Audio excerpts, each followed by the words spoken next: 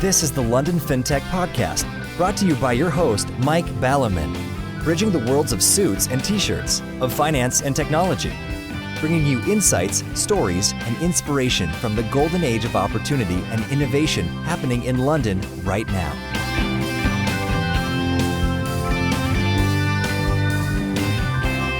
Hi, this is Mike Ballerman, and this is London Fintech Podcast, episode 66, brought to you in association with Synchron, Archover and Smart Pension. And I'm delighted to welcome Bob Jones, founder and CEO of Blue Motor Finance. After last week's super big picture tour de force about where policy and regulation come from, we go right to the opposite end of the spectrum to talk about how to build a profitable fintech in only 2 years. If the mega macro sets the context for how FS evolves over the decades, then it's equally true to say that FS is, at any given time, quotes, just, unquotes, a collection of companies. And of course, in terms of the current world of FS, old and new, there's nothing more exciting than to find a new startup, not just making waves, but actually doing that most old-fashioned of things, making a real profit. So Bob is here to give us all the secrets, though perhaps one ingredient most, or all of you, can't quite replicate is 50 years in an industry vertical. I think that might help. Now, in a world of PR and spin and hype and conferences and social media, what we all get to hear is a construct. Guy Debord's Society the Spectacle, written in 1968, presaged all this. Many people looking in on the fintech world confuse this constructed spectacle with a reality. We think the real players are the ones we read about all the time. However, far behind the spectacle and media construction, there are real companies just getting on with it. And surprise, surprise, a number of these are far, far more successful than all these thought leaders, influencers, and so forth. I was asked last week for my recipe as an experienced podcaster by a chum who's opening an Iberian wolf sanctuary. Makes a change from opening coffee shops, eh? The main tip was to do it your own way. But my second point was spend as much time as possible sourcing the best ingredients. This latter point is one that is never over. It's like trying to find hidden gems. Anyway, this week we definitely have a hidden gem. My educated guess would be that this company is the most profitable true fintech in the whole of the UK. We'll talk about Blue Motor Finance anon, but some headline figures. To cut a long story short, essentially founded in 2014, with staff numbers of 12 at the time, they've now grown to 100, have lent over £200 million to date, and their profits are in the 7-figure mark. Core business is geared up to providing motor trade credit, which we'll come to later. Plenty to talk about, so let's get on with the show. Morning, Bob. Thanks for joining me today. Good to see you, Mike. So we were talking last week and I struck lucky again. I struck lucky a while ago, actually, with one of the previous guests when, totally out of the blue, I mentioned Ronnie Reagan and he happened to have a story about having taken Ronnie Reagan to a pub in Baker Street. Anyway, we were chatting and for some reason, which now totally escapes me, I happened to mention the Beatles and you had a little story about being at the Beatles' first concert with Ringo. How did that happen and did you think they were any good at the time? Presumably Ringo couldn't drum then, as he couldn't drum much later either. Well, somehow Ringo managed to persuade the Beatles that he was actually better than Pete Best. Yeah, I grew up in Liverpool and spent an awful lot of time in pubs and playing football, and we supported Everton. And incidentally, our current venture is called Blue Motor Finance as a reflection of the Everton colours. Oh wow, that's gone a long journey then, hasn't it? Yeah. I supported Aston Villa, but the podcast isn't claret and blue. The trouble is, no matter how successful football teams are later, you have to stick with the first one, which creates ups and downs. So what was this concert then? What year are we talking about now?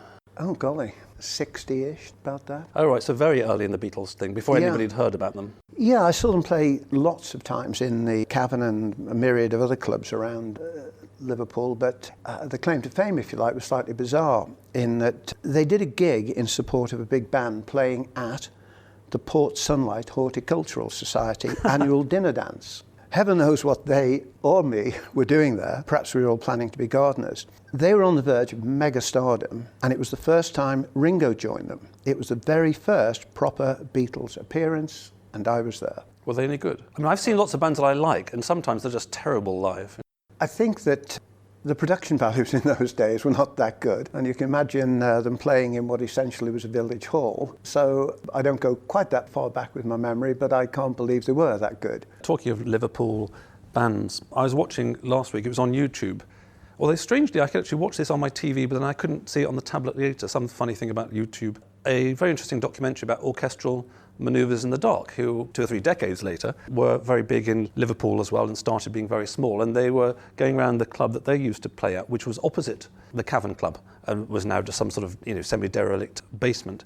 And for most people who weren't at the Port Sunlight gig in 1960, they'll probably see via the media, whether it's YouTube or the television, all this stuff about bands of the 60s and the Cavern Club and all this kind of thing. And going back to what I was saying about society of a spectacle, for almost entire humanity these days, the Beatles and the Cavern Club is a spectacle created by the media, and then you add your expectations onto it. But as somebody who was actually in the Cavern Club, what was it actually like compared to this sort of story which everyone puts together too later about inevitable success and it was all wonderful and, yada, yada, yada. Was it a bit of a dive as well as fun? It was dirty, it was slightly damp. There's a terrible story that it had no true sanitation, but it was in a cheese warehouse with other cheese warehouses underneath. Brilliant. The suggestion was that the toilets vented straight into the place below. I think if somebody tried to run the cavern today, most of the people associated it would get arrested. However, it's passed into myth. Brilliant. Well, we definitely need to contact the historians of that period and make sure they add that bit in rather than this polished society of the spectacle. So from the start, where you could have gone into the music business if only you'd signed them up there and then, you went in a different direction. And as I was mentioning earlier, I think one of your secrets is actually you know a hell of a lot about the business that you're in, which not every 20-something founding a fintech necessarily does. So what took you from gigs in the Beatles and supporting Everton to Blue Motor Group? Very briefly, as you've done 1 or 2 things in the meantime. Yeah, well, I joined Lombard, which was a relatively modest-sized and recently created motor finance company as a rep in Liverpool. And I did that not because I had a burning desire to get into the finance business, but the job came with a car. And so it's for that noble reason that I entered finance. Going on from there, my business career probably splits in 2. I went on to work for Lombard for about 20 years, started as a rep, did the usual grand tour of the UK as a branch manager, area manager, and several other fairly meaningless titles. And eventually found myself on the main board of that company, which by now had grown to a 10, 11 billion pound asset operation. The thing that had probably the biggest influence on me, though, was that I was at some point sent to run a company called Tricity Finance, probably the biggest subsidiary of Lombard, and very much under the microscope of NatWest, who owned Lombard, because it was losing a lot of money. Roughly which years we're talking now? Around about 1990. They were probably losing about 2 million a month. And it had had the attention of various consultants trying to fix it. And I went there. I must have had a death wish to accept the job. But it was the first time I'd been confronted with being responsible for fixing a very large company. And what kind of numbers of people are going up to very large? 100,000, 10,000? They had about 1,350 people. And within about 4 or 5 months of my going there, that number was down to about 600. I don't take any pleasure in the fact that we made so many people redundant. I like to think of it as we preserved 600 jobs rather than lost 1,300.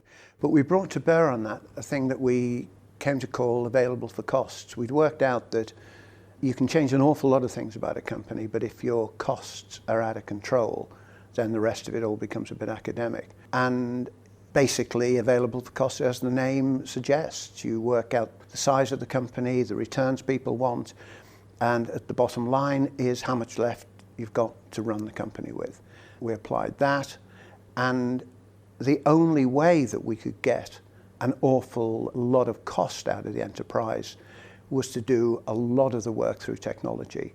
And I suppose if it was around today, somebody would call it a fintech company, because we used technology in a way that not only eliminated a lot of cost, but it reduced the bad debt very significantly because we mechanized the whole underwriting function. And you sort of modestly say that you use tech, but having been around myself in the early 90s, it wasn't that easy to use tech in the early 90s as it is now. It was a much larger achievement to actually make that work then. I mean, now, that's one reason that fintechs so many of them are blooming, is that tech is more approachable. There's more Lego blocks out there that you can just buy the Lego blocks and start sticking them together.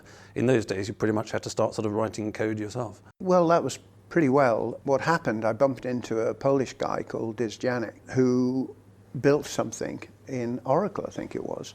And it was very, very simple functionality, There were no clouds around, there were no special ways of holding your data. It was very simple, recording the name and address of somebody and zapping that information to a credit agency. Simple as that, really. So your background was literally in the old-fashioned way, which is that from the ground upwards, you understood all levels of the company. You then got to the stage where you successfully fixed, and I think it was more than one or two large organisations, and then you moved into the phase of, quotes, doing your own thing. Yeah, one of the things that I found difficult to manage the more and more senior I became was there's an ethos in many banks of managing your career, not necessarily managing your job. And I really couldn't see myself fighting another 20 years of that particular battle. And I was approached by a guy called Chris Ward of Deloitte to see if I wanted to head up a management buy-in to a military finance company, which eventually became called Warrior. That all worked well. It was backed by NatWest and by HSBC. Having had some inkling of the power of technology, we brought to bear on that a team that was recruited with some IT skills, but very little knowledge of the business that they were coming into. Which is pressing pause. It has a parallel with a number of fintechs these days. You get some very clever IT people, but they don't particularly understand their business, and they slowly try and work out what the business is that they're in. That's absolutely right. As it happens, our present Chief Technology Officer, Charlie Barker, who had that role at Wonga and various other places, and has been a long-term supporter of the podcast, actually. And is so modest that he didn't mention he was working at a brilliant company until I put the thumbscrews on him. Well, that company thrived in the building next door to the one we're sitting in now, and Charlie was part of that journey. And the technology we produced in support of Warrior is essentially created by the same people and is essentially a very, very, very improved version of what we use today. That was the basis of a launch into a motor finance company that we created for Barclays. So going back to vocabulary emerges and disappears, and there's always lots of press around, what the latest words in the Oxford Dictionary are and all that kind of stuff. And in a sense, the fintech is just a word, and increasingly perhaps a bit of a silly word. But what we're talking about here is the fact that in a sense you were doing pretty much, quotes, the same thing in a prior incarnation 10, 20 years ago. And it's the same kind of theme continuing, just happening to use the different Lego blocks that are around. Charlie will be now using different Lego blocks than he was 10, 20 years ago, in terms of clouds and APIs and all these kind of words. Yeah, and it was that knowledge that formed the basis of us using stuff that is unique, using Amazon for functions that previously you would have had in-house, and you're getting the benefit of a vast organization at a very, very cost-effective way.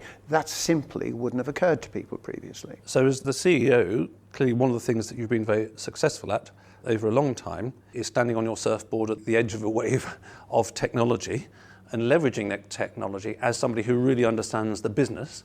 And so marrying together these two components, which is business understanding. I mean, someone may not understand tech whatsoever, but they may really understand the business motor trade stuff, and vice versa. You may get tech people who really understand the tech, and presumably you're someone who's actually good at putting the square and the circle together.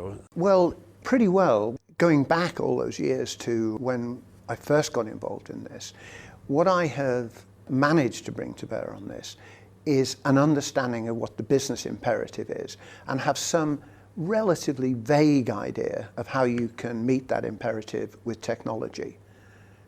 However, what's been absolutely fundamental to this is bumping into people like Charlie Barker and a team of like-minded people who could take the business ethic and turn it into a program, leaving us to get on with managing the nuts and bolts of the business proper. Right, so that's clearly, coming back to this whole theme of building a profitable fintech, in a sense, just forgetting the fintech word for the moment, in a sense, that's an equation which applies to a hell of a lot of businesses these days, which is if they understand the market they're in and they get a good team together and they get the tech working, then that's a really good and balanced grounding. And in terms of understanding the business that one's in, and increasingly, I think one comes back to sort of business principles for those fintechs that are getting somewhere. I was thinking back to LFP059 with Will Wynn from Smart Pension, and in one of his incarnations, Arena Flowers, a friend of his had said to him that he's going to go into the flower business. And Will said to his friend, "Oh, that's crazy. You know, the flower business has been around for ages. It's completely sewn up and all that kind of stuff. And by the way, the flowers die after a couple of days anyway. You know, you've got to be crazy." So this guy went away and started making some money. Will thought, "Oh, well, if you can do that, I can do that." And 10 years later, Arena Flowers is still going and doing all the flowers for Moonpig. So from the outside, somebody like me who knows very little about motor finance might think, it's a market that's been around for ages. It's completely sewn up by the existing players. How on earth can I disrupt that? So as somebody who's inside a marketplace, how do you set about disrupting a market where there isn't a gap? Because a lot of the business school thinking, a lot of the MBA thinking is find a gap in the market, find something that nobody's doing and you know, go there. Well, that's sure, great. It's like, you know, in the old days, find some white space on the map and go and put your flag there and say, oh, this is my country now. But actually, in a lot of the economy these days, it's there already. I mean, before Blue Motor Finance existed, motor finance had been around for a while. So what's different about it disrupting an existing marketplace, which is going on perfectly happily without you? There is no doubt that we are not discovering a cure for cancer here. We're not doing something that is wholly and totally unique. There are some unique aspects of it, and there is an element of doing it better, smarter, faster, which is a hackneyed old phrase, but it has got a relevance here, and perhaps I could give you some background to why. There are £88 billion worth of car sales in the UK in a year. Of that 88 billion, 25 billion is credit arranged at point of sale, which is the business we're in. Now, the interesting figure is the difference between 25 and 88. About 63 off the top of my head. I'm not very good at numbers. I was wondering why 63 was interesting, but anyway, carry on. Well, it means that there are an awful lot of people buy cars and don't arrange credit at point of sale. So you're really seeking, A, to expand the market, to get more out of that stuff that isn't arranged at point of sale, but you are also looking to do better some simple things. And probably the three things I would guess that would have most impact on what we're doing is a very, very sound team of people who have been around for a long time, who enjoy the excitement and live in an ego-free zone. We've got a lot better at finding finance, had some bruises along the way that caused us to rethink some of our strategies in that, and that's what has made it very robust. And dear old technology all over again in terms of cost management, provision of a service, and very important in our business, lending carefully and sensibly. Yes, I mean, picking out some of those themes, I mean, talking to Charlie and one of your other colleagues before, I think one of the strands that we'd drawn out, because people often kind of underestimate their talents, but one of the key things in FS as a whole, of course, is credibility and trust.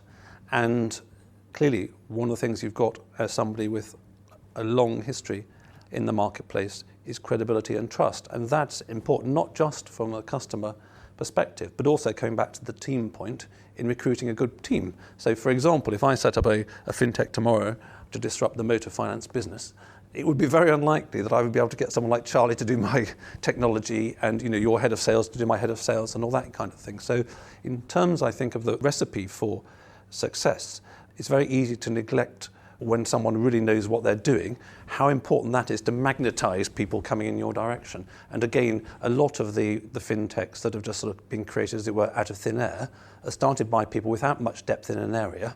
And I'm thinking of one or two in particular, where they say to me off the record, oh, we started with a good team, Mike, but actually then we got a bit of success, and actually we got a better team, and actually, you know, now we're getting an even better team as well. So a lot of people from a standing start, it takes them a long period of time to generate enough credibility in an area to start attracting the cream of the crop. I would say that's absolutely right. Where I've been fortunate is that over the years I've bumped into people who are really good at what they do. One of the people we've got here is my son. I've known him quite a long while. And the whole of the management team, of whom I would say there are really 5 or 6 key ingredients, were either known to us before we relaunched Blue or were known to people we knew. So we've got nobody here that's been brought in cold. We've had a direct relationship with them. We've worked together. We've created businesses together, a lot more than we've managed to talk about here today. And they all work together and trust each other.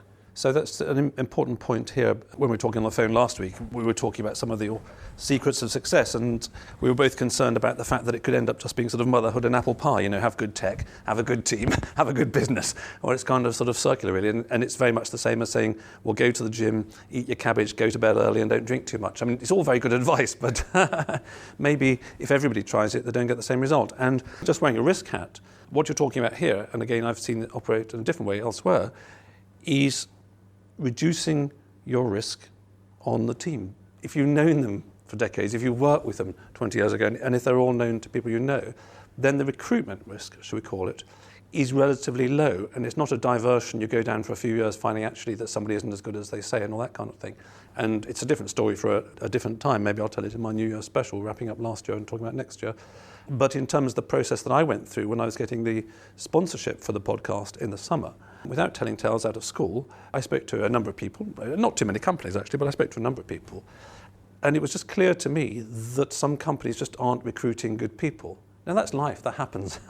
But if you recruit the wrong people, it can actually take a long time to get you back on track. So again, one of the things that for people listening, if you can reduce your recruitment risk and get the right people up the front, that really shortens the journey to profitability as well.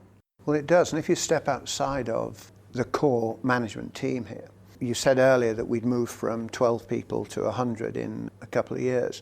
We geographically positioned ourselves near to Sevenoaks.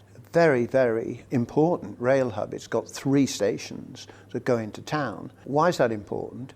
Because we've recruited a lot of people here who... I got fed up of commuting on Southern Rail into London. That's exactly right.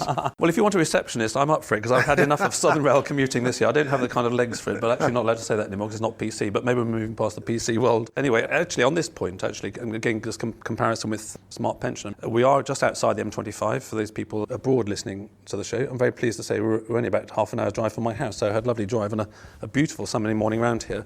And again, Smart Pension in Hammersmith, although now in Paddington, and you guys at Sevenoaks, these are businesses in unsexy areas compared to all this sort of level 39 and Canary Wharf and PRA hype you see. And I think this comes back to a couple of things, which is firstly, as you said at the beginning, that every business needs to have a good control of their costs, because otherwise you cripple yourself. And I see far too many fintechs starting in sexy, fancy addresses, which cost them quite a lot, and that just puts the profitability down the curve. And then secondly, going back to offering a different proposition, obviously people think about that in terms of offering a different proposition to the customers, better, smarter, faster, cheaper, whatever. But actually offering that to the staff is a good deal. And joking apart, people can get fed up over the years of sort of, an hour and a half commute each way. And if you're offering them sort of 10 minutes down the road, then that really helps enormously, doesn't it? It does. And it has meant that we've been able to pick and choose a little bit over the people we recruit. And we've got an interesting, I think, spin on interviewing people. We interview them in the initial stage, and then we let them go around the business, talk to their erstwhile colleagues, and in a sense, they're interviewing us. And it's, do we come together with a meeting of minds? Yes. And that sounds corny, but it's actually very powerful. And we end up with people with an empathy with each other almost before they even join us. And that's been very, very good for us. Talking about sort of grey hair and no hair, I'm doing better on the no hair stakes, you're doing better on the grey hair stakes. But as I often sort of use again, un-PC analogy, but in terms of relationships. And it's a relationship in the work. You've got a relationship with your colleagues, you've got a relationship with a company and all these kind of stuff. It's a bit like when you're a 17-year-old boy, if there's a pretty girl in the party, she smiles at you, that ticks all the boxes, that'll do. Yeah, never happened to me. But yeah. No, I know, exactly. It's just my sort of fantasies looking back. I wish it had happened, actually. Most of them sort of frowned and ran away. That's another story for another day. But as decades go by and relationships go by, what you realise is more important than just somebody who happened to smile at you and they're probably smiling at someone over your shoulder anyway, is actually, in terms of Venn diagrams, is an overlap of the circles. It's people going in a similar direction, wanting the similar things. It's this matching process in terms of getting jobs or in terms of romantic relationships or in terms of the business you've got on the client basis. And so any process that you can go through, kind of a dating process in a sense you're talking about, where both sides get to know each other as long as you haven't got one side that's sort of desperate and is sort of, lowering their criteria, then you end up with people, I assume, joining. You think, oh, these guys get 8 out of 10 at my school. That's just the people I'm after. One of the very important conditions we put on our field force, and we've gone from not having a field force to having 40 people on the road. And each of them were recruited because they could demonstrate that they could hit the ground running. That is, they had existing relationships. And we were able to go from virtually no relationships to having something like 1,500 or 1,600 dealerships who introduced business to us. Now, the policy of letting them interview us as much as us interviewing them was a very powerful one, because we have taken all of our salespeople from existing jobs in major recognizable motor finance companies. That's very unusual for them to come into a new organization. Absolutely, and I think this, again, this is another point which really strikes home with me, and thinking about how Smart Pension went from 0 to 120,000 clients in 2 years in auto-enrollment pensions. One of the things that stood out in that podcast was the extent to which they'd used old school channels, direct marketing, email, having a sales force out there, having people wearing out the shoe leather. And again, there's one type of tech firm, and this is a valid model, and sometimes this works really well. There's one kind of tech firm out there, in the broader sense, that literally just sort of lives in computers and in phones, and those kind of things can work quite nicely. I mean, WhatsApp has done really well out of it, and Snapchat and all these kind of things. It doesn't really exist out there. But for many businesses, and for large chunks of fintech, and some have found this out the hard way, before we're born, there is an economy out there. There are tens of millions of people interacting with networks and relationships and all that kind of stuff. And if you do a little startup, whether it's a tech startup or just an FS startup, you can live in your own world and try and create things in your own way, and plenty have done that, and some have been slightly successful. But it seems to me that the commonality of the rare firms like yours that I meet that are really successful, one of the essential ingredients of what they've done is plug into this vast network of kind of, you call it microeconomics and human relationships that's out there, vast network. If you plug into that, as you say, with your sales force, and getting to sort of 1,500 plus dealerships pretty rapidly is amazing, then you've got the best of both worlds. You've got the sort of sexy, techie, mobile phone in your pockety world going, but also you're plugged into the real world, and especially the context of motor finance. It is a very real world, because motor cars are made of sort of metal and steel, and they're quite heavy. There's real things out there. It's not just abstract things like, sending messages on WhatsApp or something. Yeah, you mentioned a second ago people leveraging existing relationships is, I guess, a different way of putting part of what you just said. We're in an environment here where, and we shouldn't diminish the quality of the other companies in this world. 3 in particular, Barclaycard, who not surprisingly we've got a regard for because we started it, Motonovo, and Black Horse, the biggest of all. These are very high quality organizations, and we have got to be very light on our feet, and I believe we've used technology better than they have. That's not to say what they do is awful, but I would say what we do is better. And of course, once you've got on a roll, and we over the years have managed to stay a little bit ahead of the game in terms of the quality of our technology in each of its iterations, going back 20 years now. And that's what we're striving to do now. We are in the process of taking out all of our IT systems, and we are working now on recreating those systems in a more modern idiom, things that you know better than anybody, how quickly the functionality in IT changes. And one of the things that has been very, very important to us is staying ahead of the pack as far as technology is concerned, and using technology to continue to give yourself that edge in an environment that is populated by talented players. Absolutely. So in a sense, you're applying the principle of creative destruction to your own organisation. You're like a steam train going along, and you're trying to upgrade to diesel as you're chuffing along the tracks. And that's a very interesting point, because again, one doesn't read enough about it. One reads plenty of stuff about, all these new fintechs and that they've got great technology. Well, yes, but technology, as you say, changes amazingly rapidly. So one thing that springs to my mind, for example, which I don't think I've seen covered in the press, is that one of the reasons, especially I understand for the larger, older peer-to-peers, that they haven't been regulated by the FCA at the moment, is certain things around client money, which we don't need to go into. But one of the challenges is that although these new hot, sexy, blah, blah, blah, peer-to-peers and fintechs are at the leading edge of technology, blah, blah, blah, their technology is now perhaps 5 or in some cases over a decade years old, which means it's out of date. Not just it's necessarily out of date in a tech sense, but it had a certain design ethos, particularly around the client money, which it then turns out that actually, a regulator then appears 5 or 10 years later, wants a bunch of stuff. And do you know what? Nobody thought of that when you were designing it. And, well, it's a bit hard to do that. So they actually then have to start doing their own tech all over again. In this case, sort of pushed on them by the regulator. So again, I like your ethos that you want to be ongoingly trying to sort of beat yourself all the time. Well, yeah, it's a kind of, in this business, everything's new and nothing's new. We go back the 20 years we talked about earlier from when I was fixing Tricity. There were 2 philosophies there. One was what I said, available for costs. Make sure your cost can be covered by the rest of the business. But the other thing we didn't talk about was a thing called Project Greenfields. And Project Greenfields is that every 2 years, say, and we're doing this right now, you look at your business and you say, if I was starting this business today, what would it look like? And the comment I made a few minutes ago about us not exactly junking our existing systems, but certainly having an approach that reflects the now is part of that challenge process.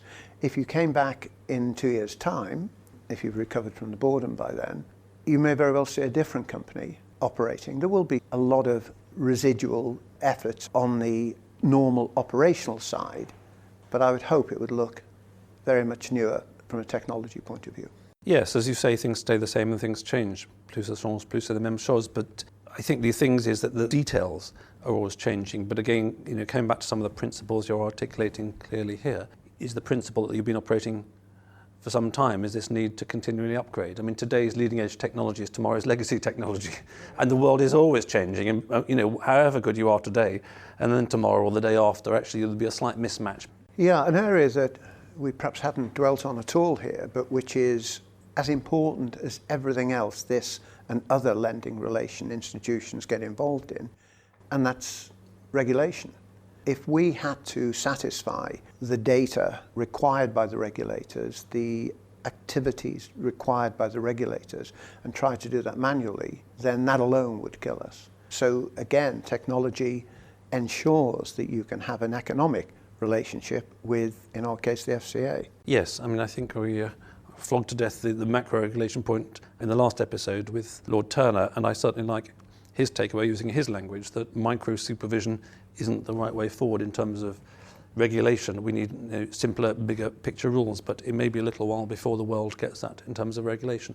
So there's a lot of points of wisdom in there, Bob, and I'll draw them out in a perhaps more linear fashion in the show notes, people that want to check them out. But I think that like 1 or 2 or maybe 3 or 4 tops podcasts that I've done the last 2 odd years that are really covering wisdom. A number of these things may sound self-evident, but wisdom is generally about being very simple and about applying principles well. And I think it repays any amount of thinking. I mean, if you're still doing this business or a different business in 10 years' time, you'll be applying some of these principles in a slightly different way. Anyway, so before we wrap up the show, I'd like to thank all my listeners out there. I appreciate every one of you, and I liked hearing the feedback. And I'd also like to thank my brand partners for the podcast, Archover, smart, simple and transparent P2P business lending. Loans to £3 million for SMEs, delivering up to 7% secured and insured returns to lenders. Smart Pension, who are fast, secure and free. Check out their UK workplace pensions at autoenrollment.co.uk. And Synchron, digital business consulting and technology services for top-tier FS. From startup to 6,000 people, 16 countries and $400 million of revenue.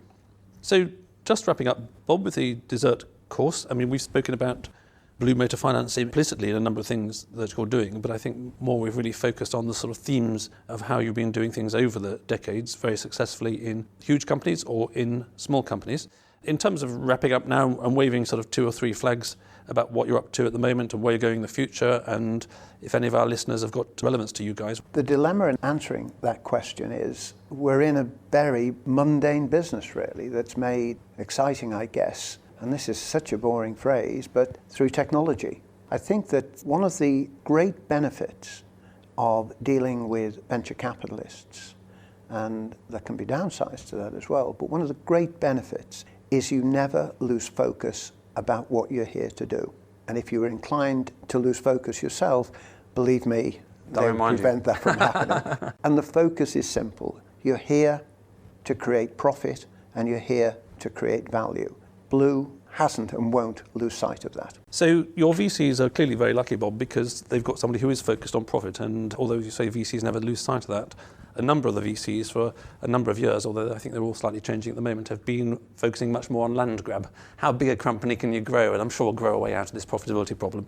And just realising in 2016 that you don't always grow your way out of a profitability problem. In fact, you can grow your way into a bigger hole as time goes by.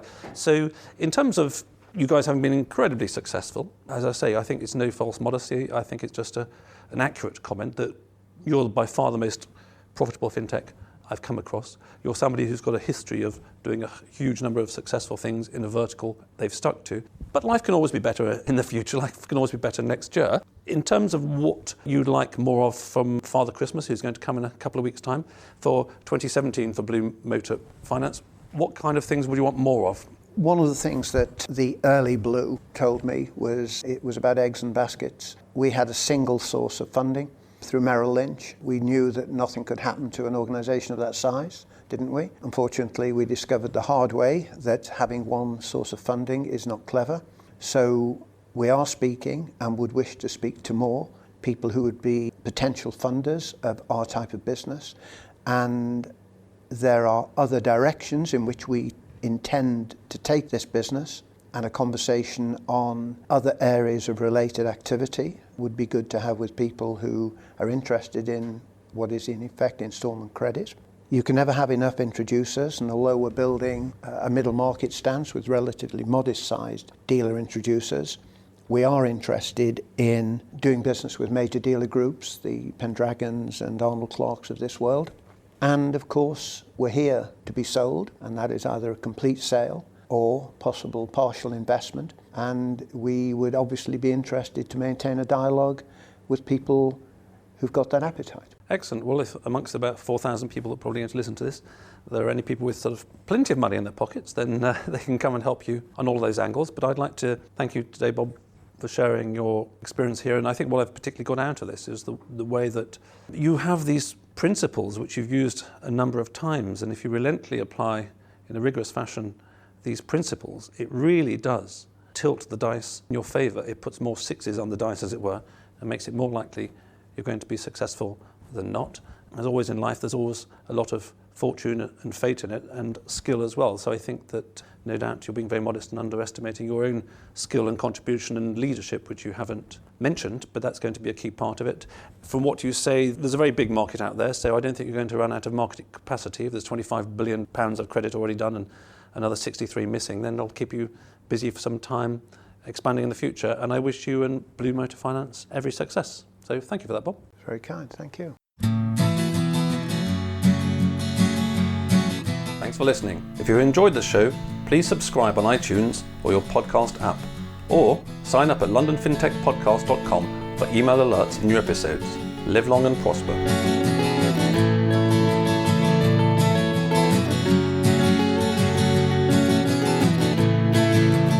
We could sit in a bend there all day, watching the firelight dance, watching the firelight dance. We could walk in the mountains before dawn, watching a happy moonrise, watching a happy moonrise.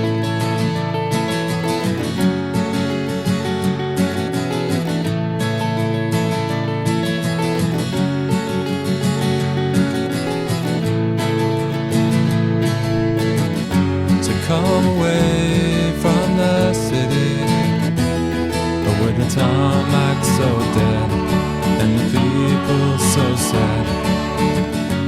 Come away from the city, with the faces so grey, with the pain of the everyday.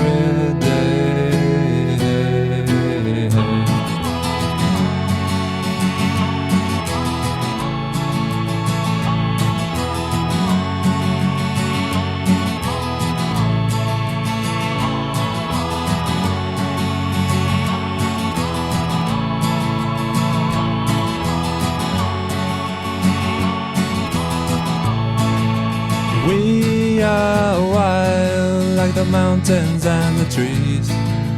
Can you see what I mean? Can you see what I mean? When we fade in between the earth and the sky, kiss the city goodbye, wave the city goodbye, wave the city goodbye, wave the city goodbye. Watch the firelight dance with me, watch the firelight dance with me, watch the firelight dance with me, watch the firelight dance with me, watch the firelight dance with me, watch the firelight dance with me, watch the firelight dance with me, watch the firelight dance.